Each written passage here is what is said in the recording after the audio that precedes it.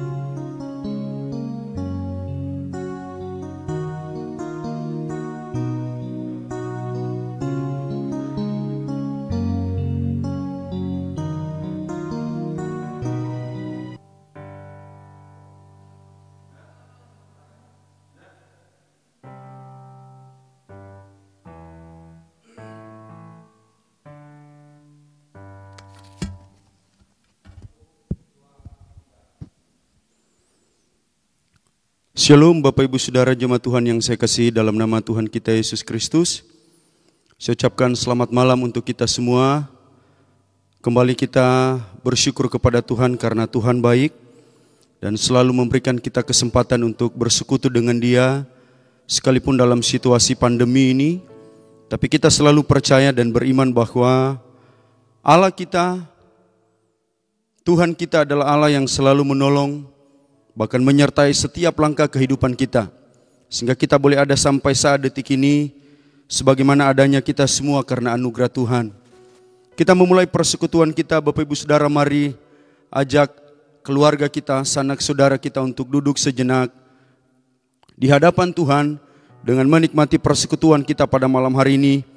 Dan untuk memulai persekutuan ini, saya mengajak kita untuk merendahkan diri kita di hadapan Tuhan dalam doa. Saya pimpin kita berdoa, mari kita berdoa. Segala puji dan syukur kami persembahkan kepadamu ya Tuhan. Kami bersyukur pada malam hari ini oleh karena kebaikan-Mu, oleh karena anugerah-Mu yang senantiasa Tuhan curahkan dalam kehidupan kami. Sehingga kami kembali boleh diizinkan Tuhan untuk menikmati persekutuan melalui virtual, melalui siaran langsung, melalui TV kabel, dan berkati kiranya Tuhan menolong kami. Sehingga melalui persekutuan kami pada malam hari ini, kami akan semakin dikuatkan di dalam iman dan pengharapan kami kepada Tuhan. Kami menyerahkan persekutuan ini dari awal pertengahan hingga sampai berakhirnya. Jadilah sesuai dengan kehendak Tuhan. Demi nama Yesus, kami sudah berdoa dan menyerahkan ibadah ini ke dalam tangan Tuhan. Haleluya. Amin. Jemaat Tuhan, mari kita memuji Tuhan, mengagungkan Tuhan dari buku nyanyian Kemenangan Iman nomor 197, Aku Tahu Yang Ku Percaya. Nyanyian Kemenangan Iman nomor 197 ayat 1 sampai dengan ayatnya yang ketiga.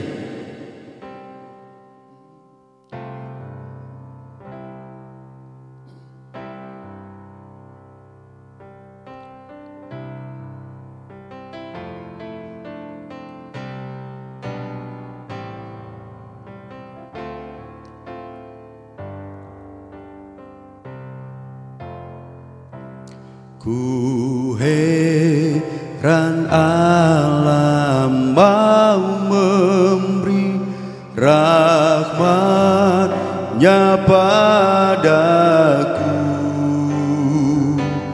dan Kristus sudi menebus yang hina bagaiku. Aku tahu yang ku percaya, dan aku yakin kan kuasa-Nya. Ya jaga yang ku taruhkan hingga harinya kelak. Heran oleh rahmat-Nya, hatiku beriman, dan oleh kuasa sabda-Nya jiwaku pun tentram. Aku tahu yang ku percaya, dan aku yakin kan kuasa-Nya. Ya jaga yang ku taruhkan hingga harinya kelak. Ku heran oleh Roh Kudus, ku sadar dosaku, dan dalam firman-Ku ke juru selamatku. Aku tahu yang ku percaya, dan aku yakin kan kuasa-Nya. Ya jaga yang ku taruhkan hingga harinya kelak. Aku tahu yang ku percaya, dan aku yakin kan kuasa-Nya. Ya jaga yang ku taruhkan hingga harinya kelak. Puji Tuhan atas pujian ini, kiranya memberkati kita semua. Bapak Ibu Saudara, mari kita merenungkan kebenaran firman Tuhan. Sebelumnya mari kita memohon pertolongan Tuhan dalam doa. saya pimpin kita berdoa, mari kita berdoa. Bapa di sorga, kembali kami merendahkan diri kami di hadapan Tuhan.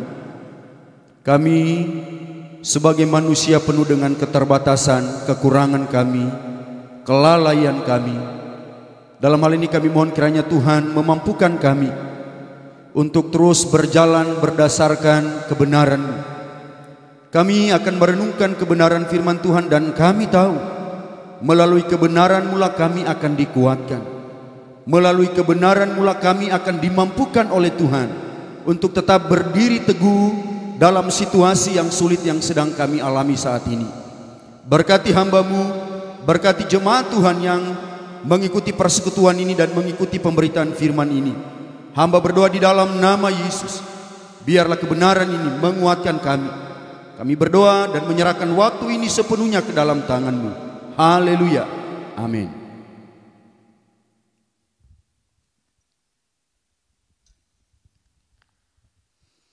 Bapak Ibu Saudara jemaat Tuhan, kita akan merenungkan firman Tuhan yang saya ambil dari kitab Matius, Injil Matius pasalnya yang ke-9.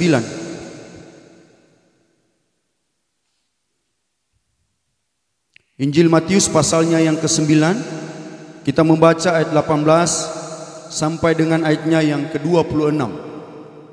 Injil Matius pasalnya yang ke-9, ayat 18 sampai dengan ayatnya yang ke-26. Saya akan membacakan bagian ini untuk kita Bapak Ibu Saudara. Lembaga Alkitab Indonesia memberikan judul atau tulisan tebal yaitu Anak Kepala Rumah Ibadat Perempuan yang sakit pendarahan.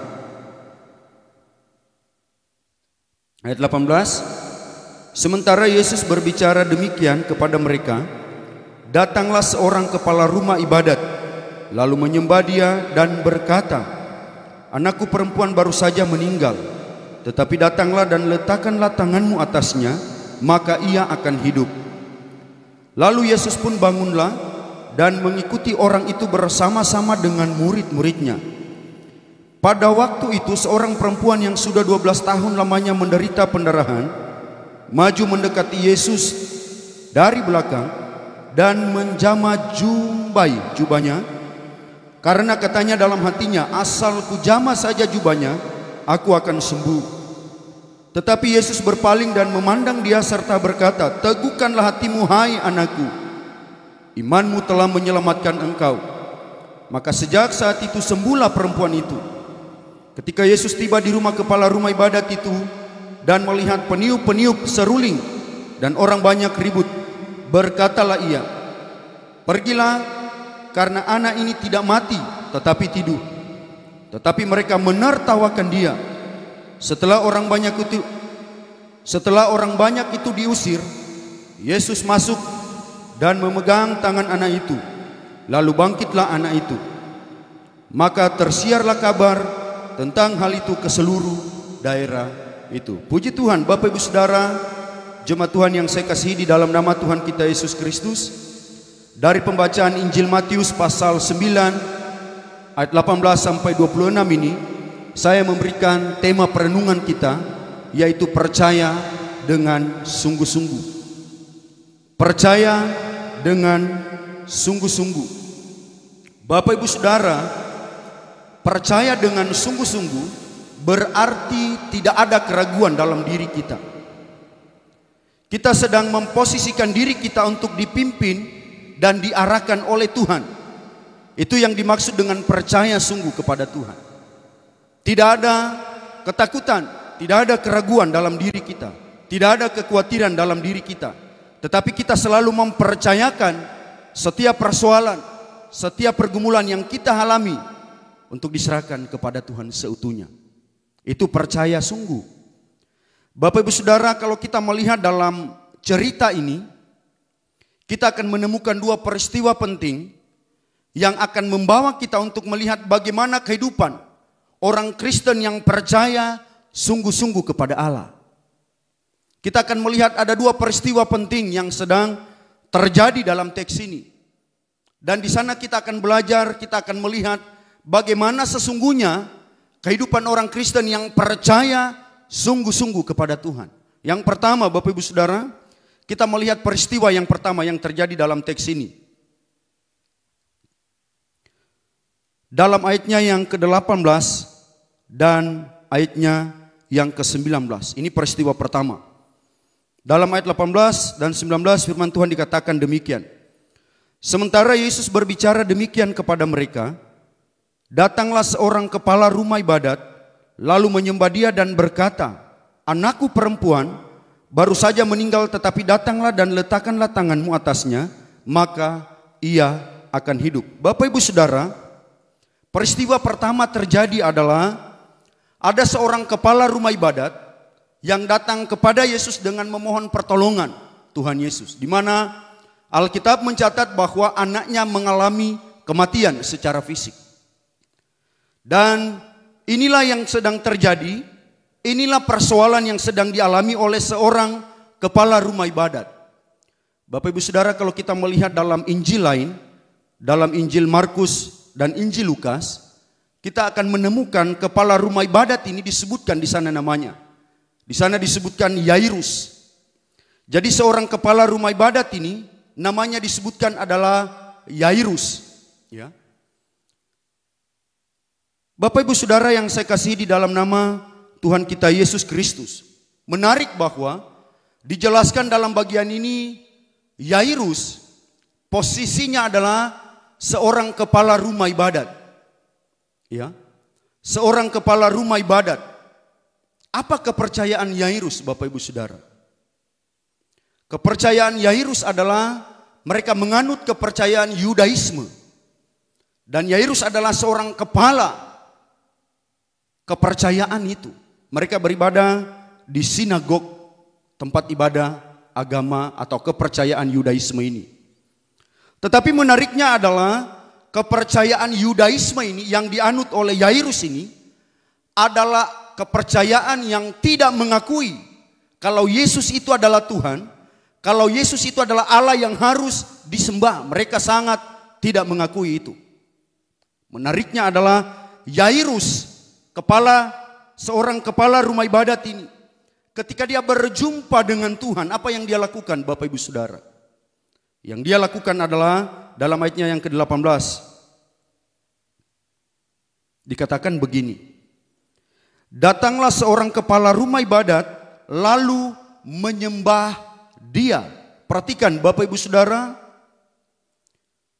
Seperti yang sudah saya jelaskan bahwa kepercayaan Yairus, kepercayaan Yudaisme adalah kepercayaan yang tidak pernah percaya bahwa Yesus itu Allah yang harus disembah. Tetapi kalau kita melihat dalam teks ini, Yairus datang dengan sikap menyembah kepada Tuhan. Bapak Ibu Saudara yang saya kasihi di dalam nama Tuhan kita Yesus Kristus. Ini sesuatu yang terjadi di luar kemampuan orang-orang sekitar untuk melihat bahwa bagaimana seorang kepala rumah ibadat yang tidak mengakui Yesus sebagai Tuhan, sebagai Allah yang harus disembah, lalu kemudian ia datang berhadapan dengan Yesus, memilih untuk menyembah Yesus. Ini sesuatu yang dari segi pemikiran kita, dari segi logika kita sangat mustahil terjadi. Kenapa? Karena Yairus, agama atau kepercayaan yang dianut Yairus, seorang kepala rumah ibadat ini, adalah kepercayaan yang tidak pernah mengakui Yesus Tuhan. Apalagi sampai disembah, Bapak Ibu Saudara. Ini bicara tentang kesungguhan iman. Ini bicara tentang bagaimana seorang Yairus benar-benar percaya sungguh, beriman dengan sungguh-sungguh kepada Tuhan.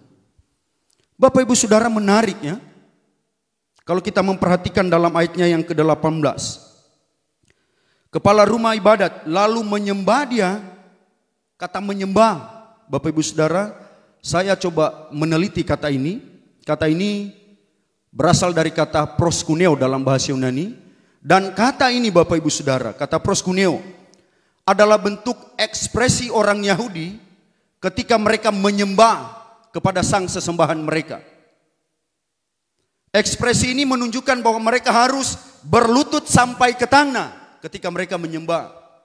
Dan inilah ekspresi yang dilakukan oleh seorang Yairus yang tadinya dia tidak mempercayai Yesus dari kepercayaan sebelumnya yang dia anut. Tidak mempercayai Yesus sebagai Tuhan yang harus disembah. Tetapi ketika ia berjumpa dengan Tuhan, yang dia lakukan adalah proskuneo, menyembah sampai berlutut ke tanah. Bapak Ibu Saudara, inilah yang dialami oleh Yairus. Bayangkan Bapak Ibu Saudara, Yairus adalah seorang penganut kepercayaan Yudaisme yang notabene mereka tidak mempercayai kalau Yesus adalah Tuhan. Apalagi sampai mereka harus menyembahnya.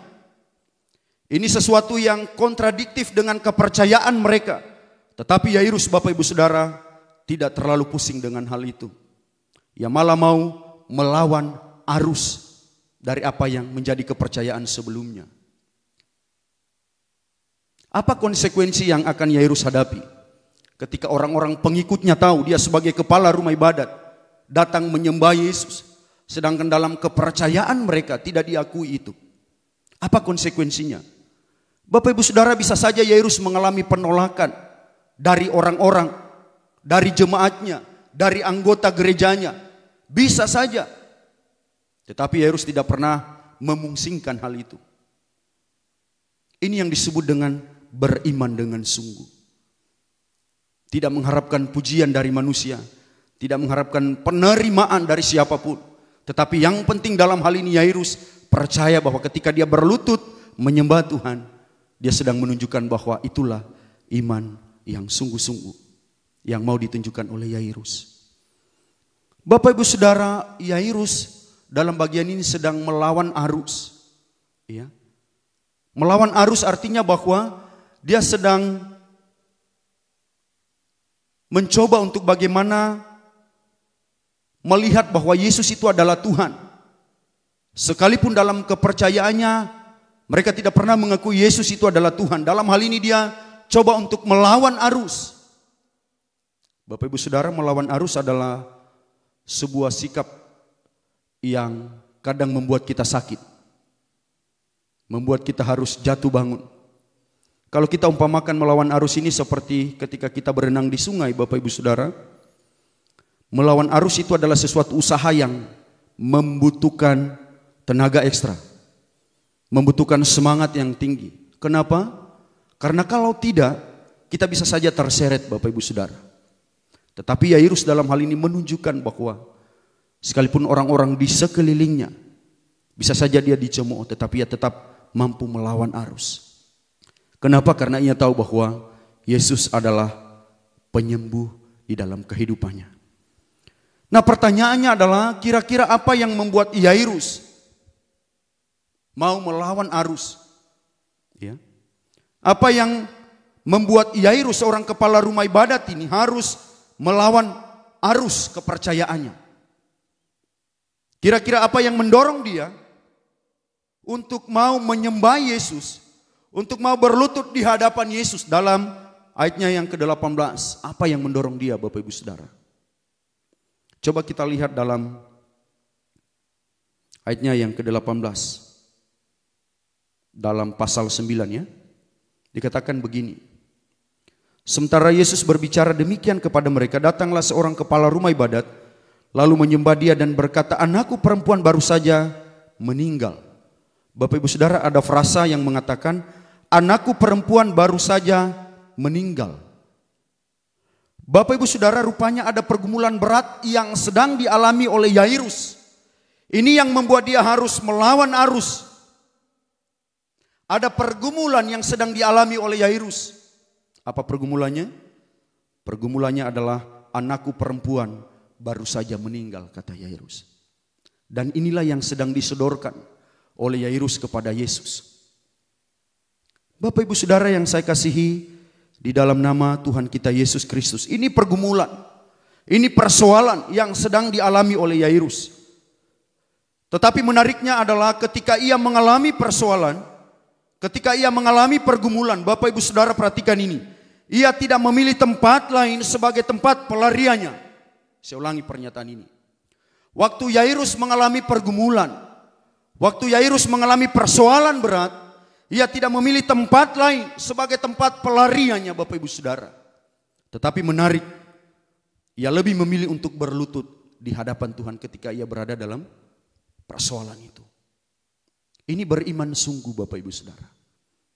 Ini percaya dengan sungguh. Ia tidak memilih tempat lain, tetapi ia lebih memilih untuk berlutut di hadapan Tuhan. Itu sebabnya dikatakan dalam ayat 18, ia menyembah Yesus. Yairus menyembah Yesus. Dalam pengertian begini Bapak Ibu Saudara. Secara sederhana bahwa Yairus sedang ada dalam pergumulan yang berat. Tetapi ia tidak mencoba mencari pertolongan di tempat lain. Ia justru memilih untuk datang kepada Yesus dengan sikap menyembah Yesus. Bapak Ibu Saudara yang saya kasihi di dalam nama Tuhan kita Yesus Kristus. Ini bukti bahwa Yairus beriman dengan sungguh-sungguh kepada Tuhan. Yairus percaya dengan sungguh-sungguh kepada Tuhan. Ya. Ini bukti bahwa Yairus percaya dengan sungguh kepada Tuhan. Kalau kita melihat pernyataan Yairus Bapak Ibu Saudara dalam ayatnya yang ke-18, dia berkata begini.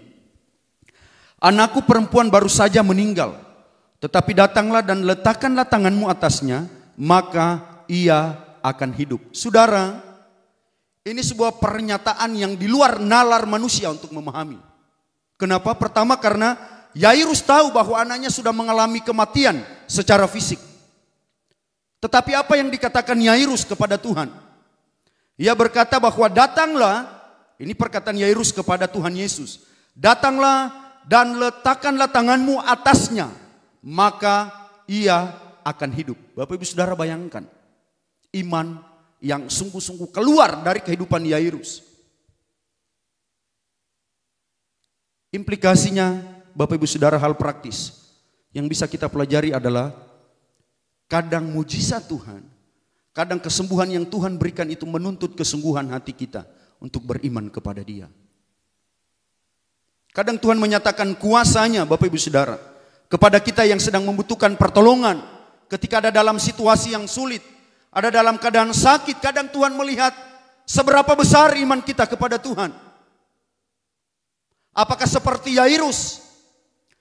Sekalipun ia tahu bahwa anaknya sudah mengalami kematian, tetapi ia tetap mampu berkata, datanglah, letakkanlah tanganmu atasnya, maka ia akan hidup. Ini perkataan Yairus.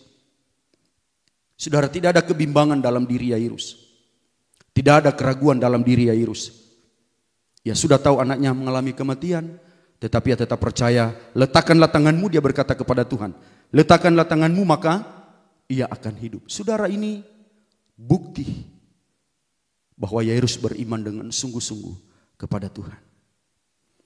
Bapak Ibu Saudara yang saya kasihi di dalam nama Tuhan kita Yesus Kristus.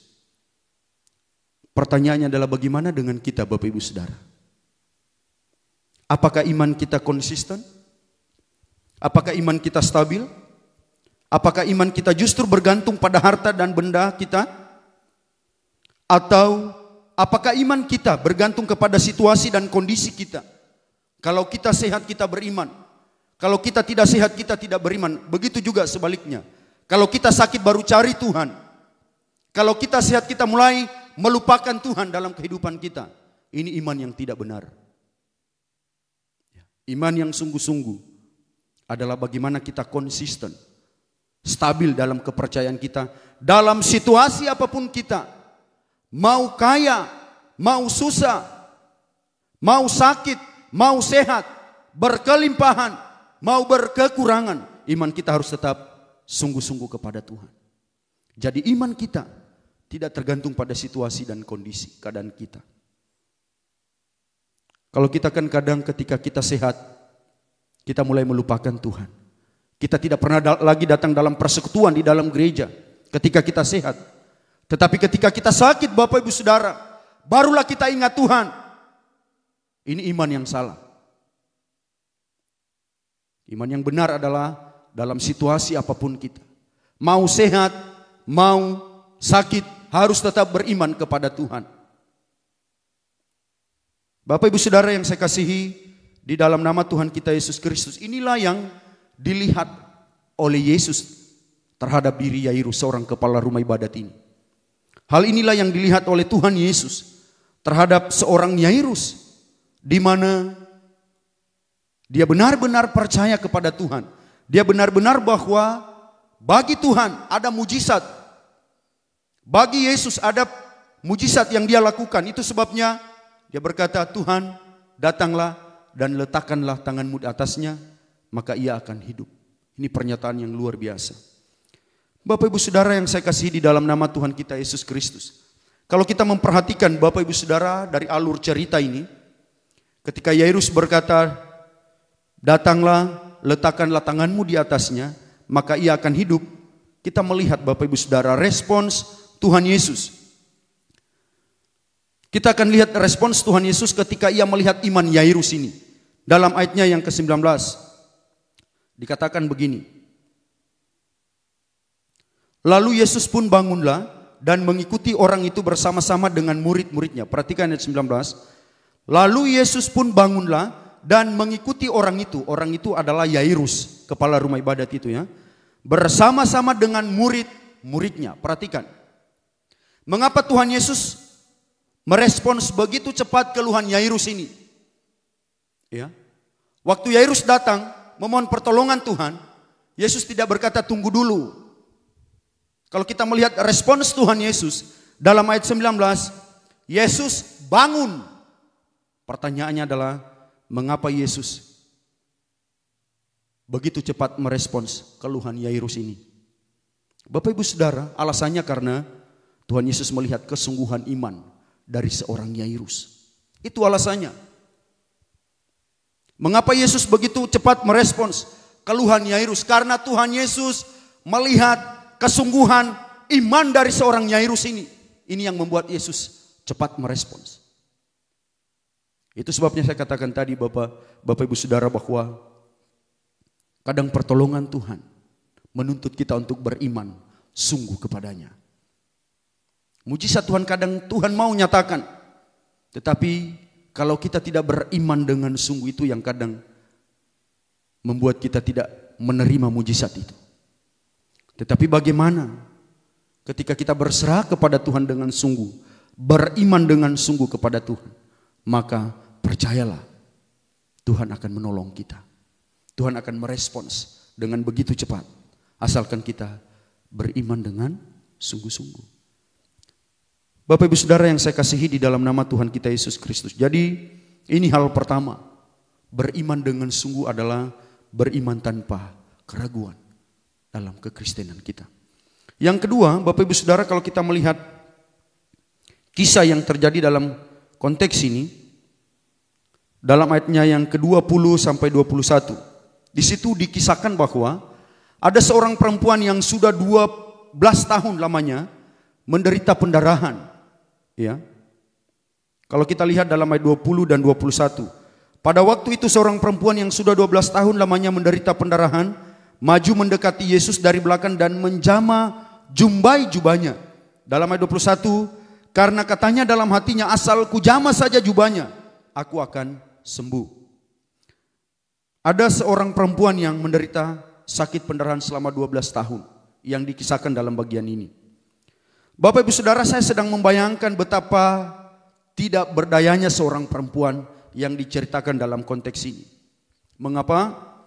Karena durasi waktu yang sangat panjang, 12 tahun lamanya yang menderita sakit pendarahan. Bapak Ibu Saudara, orang sakit pendarahan, jangankan 12 tahun, 1 minggu saja orang kalau pendarahan itu akan mengalami drop. Benar ya? Jangankan 12 tahun ketika seseorang mengalami sakit pendarahan, jangankan 12 tahun, sehari saja kalau itu terjadi terus menerus dia akan mengalami drop. Saya teringat ketika istri saya mengalami pendarahan. Hitungan menit Bapak Ibu Saudara, dia langsung drop. Hitungan menit, bukan hitungan hari, bukan hitungan tahun. Apalagi yang sedang dialami oleh seorang perempuan yang dikisahkan dalam teks ini. Selama 12 tahun lamanya, saya sedang membayangkan betapa tidak berdayanya dia. Mungkin dia sudah tidak ada kekuatan. Mungkin dia sudah tidak ada kemampuan. Mungkin dia sudah tidak berdaya untuk melakukan semua kegiatannya. Tapi kita melihat dalam bagian ini Bapak Ibu Saudara, ia punya kerinduan yang sangat kuat untuk mau berjumpa dengan Tuhan. Ia punya iman yang sangat sungguh-sungguh kepada Tuhan dengan berkata, asal ku jamah saja jubahnya aku akan sembuh. Bayangkan Bapak Ibu Saudara, menyentuh jubah Tuhan Yesus saja. Seorang perempuan ini berkata, aku akan sembuh. Ini iman sungguh-sungguh kepada Tuhan. Dengan bersusah payah, ya, mungkin dia merangkak Bapak Ibu Saudara, menghampiri Tuhan, mendekati Tuhan dan menjamah jubah Tuhan Yesus. Karena itu keadaannya yang sudah tidak berdaya. Bapak Ibu Saudara, tetapi apa yang kita pelajari dari kisah kedua ini? Seorang yang sudah tidak berdaya tetap punya semangat untuk mau mencari Tuhan, untuk mau berjumpa dengan Tuhan, untuk mengalami pertolongan Tuhan. Bapak Ibu Saudara, mungkin saat ini kita sedang tidak berdaya oleh karena penderitaan, oleh karena sakit penyakit yang kita alami. Tapi saya tetap mau berkata bahwa Tuhan sedang melihatmu. Tuhan sedang menunggu engkau datang kepada Dia dengan kesungguhan iman kita, seperti yang dialami oleh perempuan ini. Jadi Bapak Ibu Saudara, ketika kita mengalami pertolongan Tuhan, ketika kita mengalami jawaban Tuhan, maka marilah dengan kesungguhan hati kita harus melihat untuk terus percaya dengan sungguh-sungguh kepada Tuhan. Biarlah perenungan kita malam hari ini akan meneguhkan, menguatkan kita dalam iman dan kepercayaan kita kepada Tuhan. Mari kita berdoa. Bapa di sorga, di dalam nama Tuhan kami Yesus Kristus, kami bersyukur untuk kebenaran-Mu, di mana kami boleh diajarkan bagaimana kami beriman dengan sungguh. Dalam pembelajaran ini kami boleh melihat dua figur yang telah diceritakan. Bagaimana seorang Yairus, bagaimana seorang perempuan yang sudah 12 tahun lamanya ia menderita sakit pendarahan. Dalam hal ini kami boleh melihat kesungguhan iman mereka, bahwa mereka datang dengan kesungguhan, mereka datang kepada Tuhan dengan tanpa keraguan mereka, sehingga Tuhan menolong mereka, sehingga Tuhan menjamah mereka, memberikan kesembuhan, memberikan pemulihan kepada mereka. Hari ini Tuhan, sekiranya ada orang yang dengan sungguh-sungguh datang kepada Tuhan, memohon pemulihan dari Tuhan, hamba berdoa di dalam nama Yesus, Tuhan nyatakan kuasa-Mu, Tuhan nyatakan mujizat-Mu kepada setiap anak-anak Tuhan yang sedang membutuhkan pertolongan Tuhan, yang sedang membutuhkan uluran tangan Tuhan untuk menyembuhkan mereka dari setiap sakit penyakit mereka. Terima kasih, dalam nama Yesus kami sudah berdoa dan mengucap syukur untuk kebenaran ini. Haleluya, amin. Bapak Ibu Saudara, kita akan berdoa bersama-sama. Sebelumnya kita menyanyi dari buku nyanyian Kemenangan Iman nomor 124. Kita menyanyi dari buku nyanyian Kemenangan Iman nomor 124.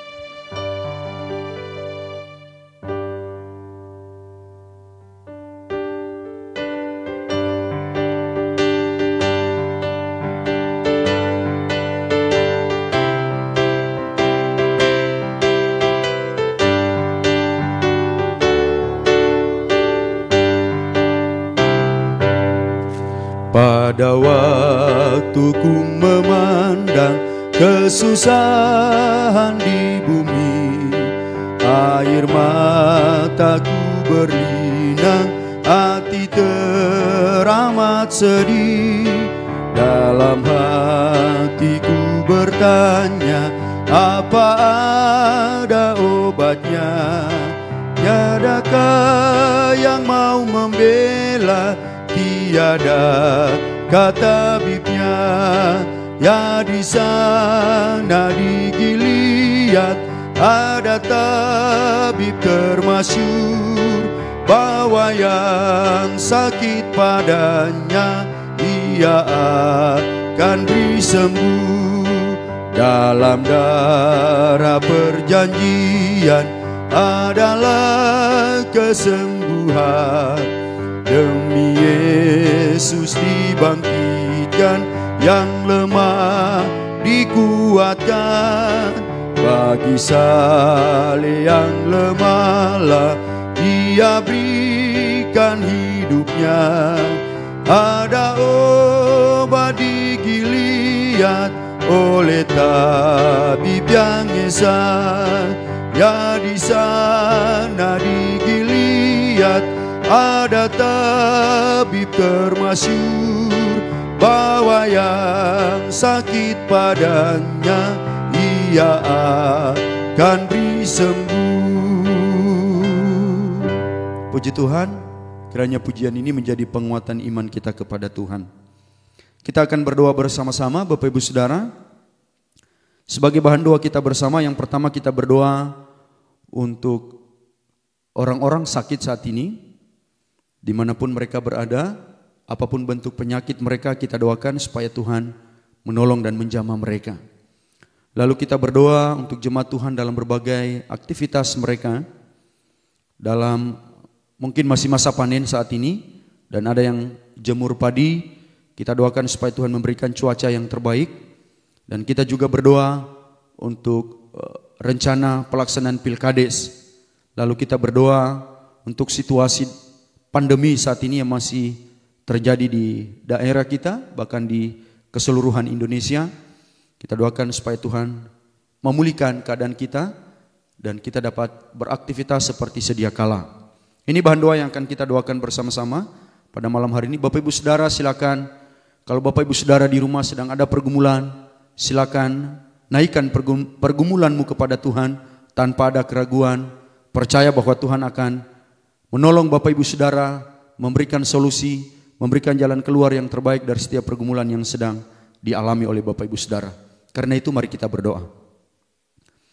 Segala puji dan syukur kami persembahkan kepadamu ya Tuhan. Kami mengucap syukur karena kami selalu merasakan kebaikan dan pertolongan Tuhan di dalam kehidupan kami. Kami boleh ada sampai saat detik ini, boleh bergerak, boleh bernafas, boleh beraktivitas sepanjang hari ini. Kami pun percaya bahwa semua karena Tuhan yang menganugerahkannya kepada kami. Kami bersyukur karena Tuhan boleh memberikan kami kesempatan untuk belajar dan mendengarkan kebenaran-Mu. Kiranya kebenaran ini akan terus meneguhkan kami untuk terus berharap kepada Tuhan. Pada kesempatan malam hari ini ya Tuhan, kami berdoa buat saudara-saudara kami jemaat Tuhan yang sedang terbaring dalam keadaan sakit. Dimanapun mereka berada, apapun bentuk penyakit mereka, hamba berdoa di dalam nama Yesus. Tuhan nyatakan kuasa-Mu, Tuhan nyatakan mujizat-Mu kepada setiap anak-anak Tuhan yang sedang membutuhkan pertolongan Tuhan. Kiranya Tuhan menolong mereka, memberikan mereka pemulihan. Karena kami tahu Engkau adalah tabib di atas segala tabib, yang sanggup menyembuhkan segala bentuk penyakit apapun. Dan kami tahu bagi Tuhan tidak ada perkara yang mustahil. Terima kasih Tuhan. Pada kesempatan ini kami berdoa untuk rutinitas setiap jemaat Tuhan. Saat ini sedang musim panen. Tuhan berkati, ada yang sedang menjemur padi. Tuhan tolong berikan cuaca yang terbaik supaya mereka dapat melaksanakan semua kegiatan mereka, rutinitas, aktivitas mereka dengan pertolongan Tuhan, dengan pimpinan dan anugerah Tuhan. Terima kasih. Kami berdoa juga untuk rencana Pilkades. Tuhan berkati, Tuhan tolong rencana kegiatan ini supaya Tuhan memberkati, menyertai, bahkan acara ini boleh terlaksana dan kami boleh dapat memilih pemimpin yang akan memimpin desa Miau Baru ini dengan pilihan Tuhan tentunya, dengan anugerah Tuhan tentunya. Dan kami terus berdoa untuk kelima saudara-saudara kami yang telah ditetapkan sebagai calon.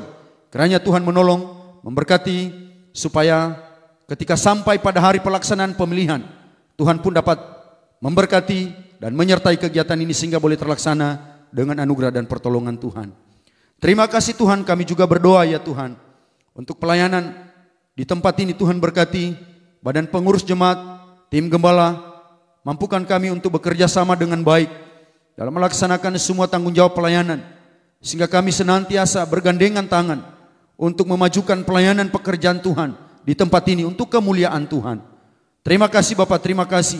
Kami terus berdoa untuk jemaat Tuhan dalam berbagai pergumulan mereka, keluarga lepas keluarga, pribadi lepas pribadi. Kami berdoa apapun yang menjadi persoalan mereka, apapun yang menjadi pergumulan mereka, hamba berdoa di dalam nama Yesus.